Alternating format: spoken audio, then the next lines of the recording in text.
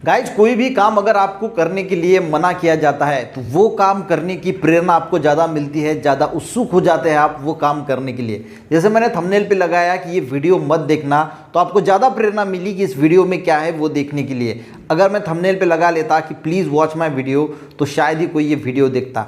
और इसी साइकोलॉजी को गाइज बोला जाता है रिवर्स साइकोलॉजी।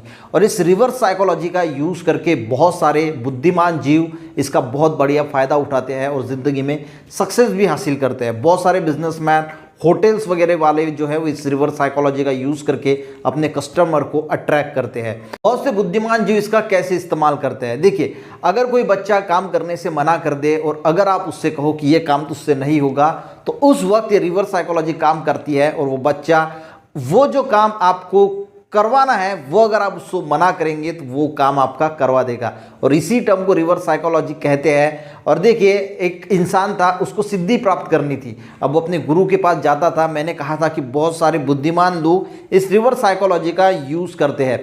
तो उस इंसान को सिद्धि प्राप्त करनी थी, पर गुरु जो है वो सिद्धि देने से, यानी उनकी इच्छा नहीं थी उस इंसान को सिद्धि देने के लिए।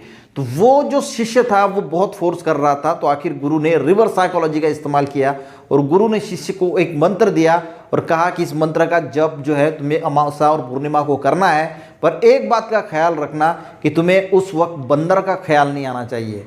अब जैसे गाइस उसे मना किया गया था कि तू जब ये जप करेगा, इस मंत्र का उच्चार करेगा, तो बंदर का ख्याल नहीं आना चाहिए, तो उसे बंदर का ख्याल आने के लिए मना किया गया था। और ये रिवर्स साइकोलॉजी का एग्जाम्पल है। जब भी वो उस मंत्र का उच्चारण करने बैठता था सिद्धि प्राप्त करने के लिए, तो उसे बंदर का ही ख्याल आता था, क्योंकि बोला गया था, गुरु ने कहा था कि बंदर का ख्याल नहीं आना चाहिए, तो उसे बंदर का ख्याल बराबर आता है। तो ऐसी रिवर्स साइकोलॉजी का यूज़ करके एक राजा ने युद्ध भी जीता था। यानी वो कहानी ऐसी है कि बहुत बड़ी सेना लेके एक राजा जो है वो आक्रमण करने के लिए एक दूसरे राजा पे आया। इस राजा के पास थोड़े से सैनिक थे, तो उसने क्या किया, अपने जो राजा के जो द्वार थे वो पूरे खोल दिए और राजा ऊपर जाके बांसुरी बजाने लगा। अब दूसरा जब इंसान जो राजा है वो जब इस पे हमला करने आया, तो उसने देखा कि ये राजा ऊपर बांसुरी बजा रहा है और पूरे दरवाजे महल के जो है वो खुले छोड़ दिए हैं। तो वो राजा डरा। उसने कहा कि ज़रूर कुछ ना कुछ जो ज़रूर बात होगी, ये मुझे फंसाना चाहता है। उसने बहुत देर तक वेट किया, सेनापति से कहा कि ये क्या होगा।